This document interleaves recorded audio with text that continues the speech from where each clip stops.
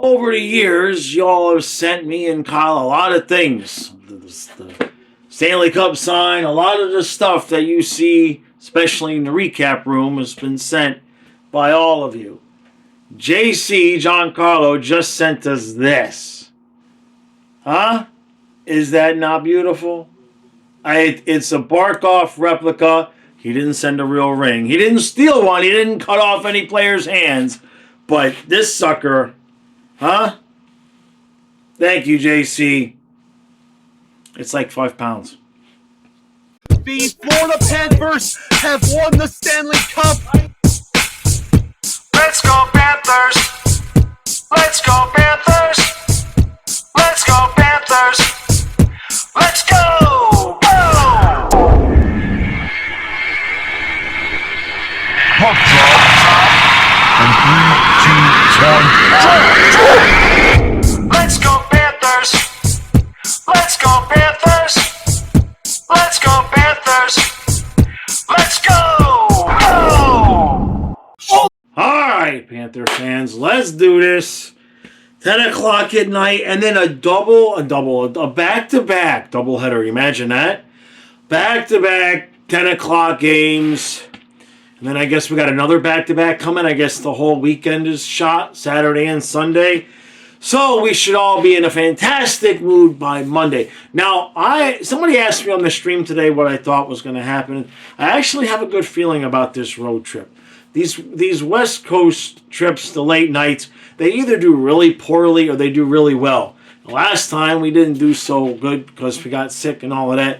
I have a feeling we're going to do good. Now, in terms of tonight, I guess Bobrovsky is in net, which would lead us to believe that Spencer Knight is in tomorrow, which I'm not sitting there saying Spencer Knight's the starter because I don't think that's the way it works.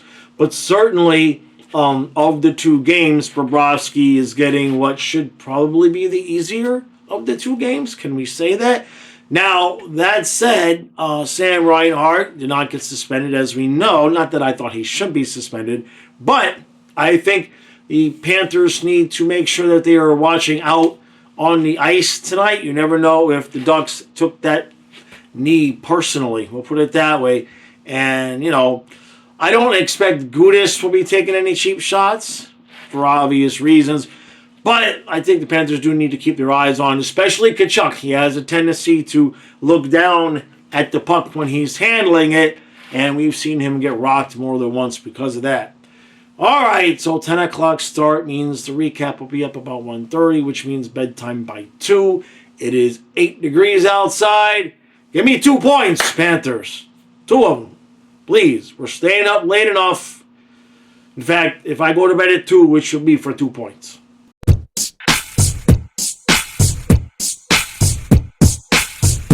Well, it's 3-2 Panthers. Oh, jeez. 3-2 Panthers. After 1, we scored 3 goals in a period, and we only have a 1-goal lead because apparently, we can't kill penalties anymore, right? And then, I'm not saying the second goal was completely all Bobrovsky's fault because it was a 2-on-1, so that's never all the goalie's fault. But I've said it a million times, when Bob is off, he doesn't come out to challenge the shooter. He gets beat glove side, gets beat with bad angles, and you kind of need a save there from Bobrovsky. So the good news is that Verhaeghe scored a goal. Huh? What do you think about that? Verhaeghe scored a goal. So that's nice. Top 9 looks good.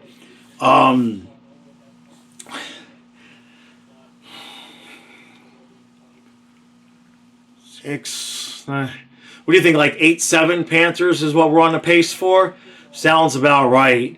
There's not a lot of physicality in the game. We keep taking stupid penalties. We've already had 2 this period, and it's just stupid, lazy stuff. Stick penalties and interferences and tripping, and it's just not mentally engaged at all. But we're winning the game. So let's just not complain. What they're doing is they know it's a 10 o'clock game. They want to give us some excitement to keep us up and keep me lifting weights. Let's move on to the second period.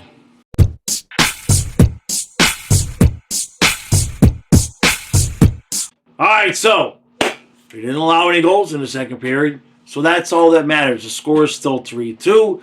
We had a power play, and then we had a 5-on-3 for a little while, and then we had another power play, and we sucked for tonight. Not all the time. Apparently, you know what it is. You know what it is. As soon as we started getting power plays, Goldie and Randy mentioned how we have the number one power play in the league on the road, and then so 3-2 after 2. It's already a late game. I have no confidence that this game is not going to overtime.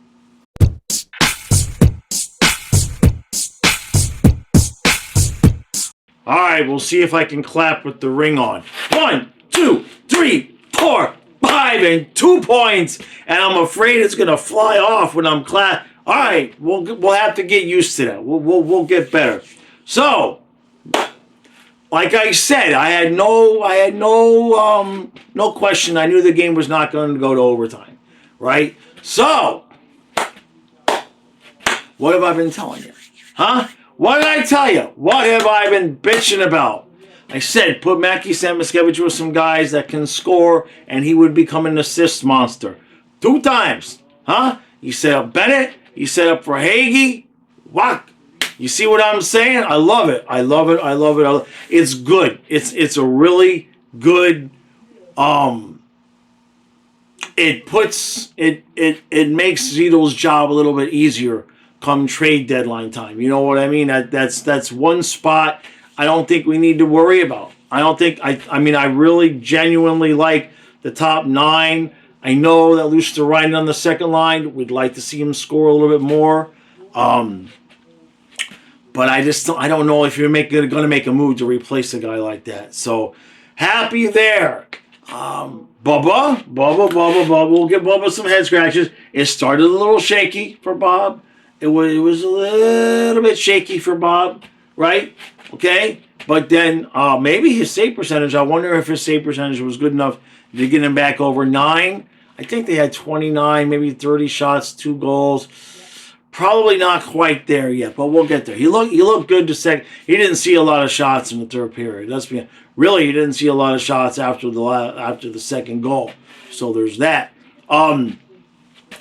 Balinskis with a nice little dipsy doodle move, right, and a shot from the point, from the blue line, and he gets himself a goal.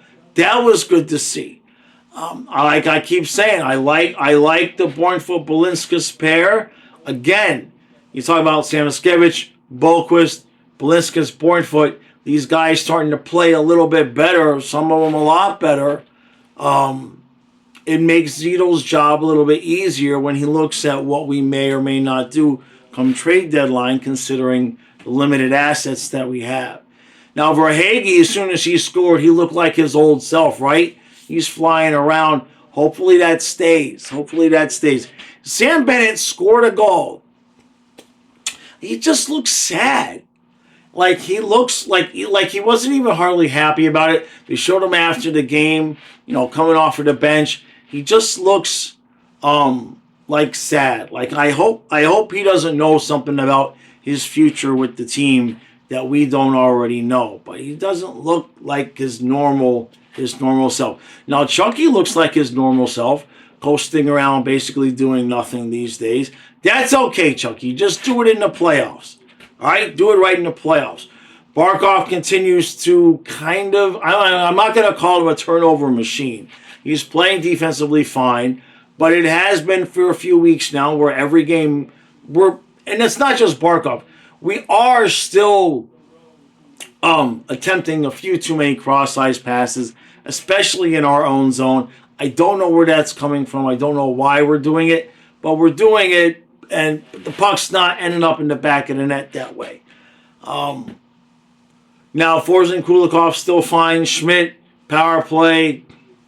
It is what it is. I know Ekblad's going to get that top power play spot once he comes back, which they say now it could be on this trip, right? I mean, I don't understand why we handle our injuries in terms of what we tell, in terms of what the team says publicly. I don't know why we handle it that way. Because it'll be like maybe Monday, maybe Wednesday, maybe Thursday, maybe Friday, maybe Monday. Well, maybe next week. Well, maybe the week after. And I'm not even exaggerating. So I don't know why we handle it that way, I suppose. I mean, are we like thinking we're playing games with the other team's mind if they don't know if, that lad's going to be on the ice or not? You know what I mean? So it gets a little bit frustrating because now they say you just started skating and maybe they might come back on this trip. So just rest. Why we don't put him on LTIR for the rest of the season so we could go get another guy, I don't know. But that's okay. What else do we see? Nosek was a little bit better. He had a couple assists tonight, so I can't really complain about him tonight, right? I don't know what his face-offs were tonight. I know I've been saying I would like an upgrade over Nosek. That still applies, especially if we're only going to make one move. I like the defensive guys that we have, especially when that comes back. I just don't know that. I don't know that there is a player out there that when you add to our lineup makes such a tremendous difference over what we already would have. You know what I mean? I mean, I know that there's good players out there, but when you consider what we would have to give up, right, to get one of those players, I'm just not sure what. I'm not really sure what Zito can do. Like I said, upgrade at 4C. And other than that, I like the forward group. I really do like. I can't imagine at this point that there would be some kind of a plan from Zito or Maurice to remove Samoskevich from at least the top 9, if not keeping him there on the top 6. I know there was some talk about, well, eventually Verhaeghe would end up back on that second line, but why? Why? Unless you're gonna go Bennett, Samoskevich, and Verhaeghe, right? And then drop loose Terrainen back down to the third line with Lundell and Boquist. I suppose that could happen. That would be a nasty line. Bennett, Verhaeghe, and Samoskevich. Might talk me into that. All right, short and sweet for tonight. It is late. It is like 1:45 already. So thank you all for coming out to the streams. Really appreciate that. We had a good time, everybody hanging out. This thing is heavy. This thing is heavy. It's weird, man. I mean, it is like heavy, but I feel like whenever it's not loose. It's not loose, so I know it's not going to drop off. But it feels like when I'm moving my hands, like the thing is gonna fly off. It's a beautiful ring. Thank you, JC. Again, I know I keep shooting you the bird every time I do that, but it just so happens that it's too big for my ring finger, so I had to put it on the middle finger. Sorry about that. All right, I will be live tomorrow at noon for your therapy session, and then Kyle and I will be right back here tomorrow night in this freaking freezing cold basement. It's 13 degrees outside. It can't be much over 40 in this room right now because I can't run the furnace while we're doing the live streams or while we're doing the recap because the furnace is right there. I can almost touch it from here, and it's too loud for the camera. So, all right, 2 beautiful frozen points. I see you tomorrow at noon.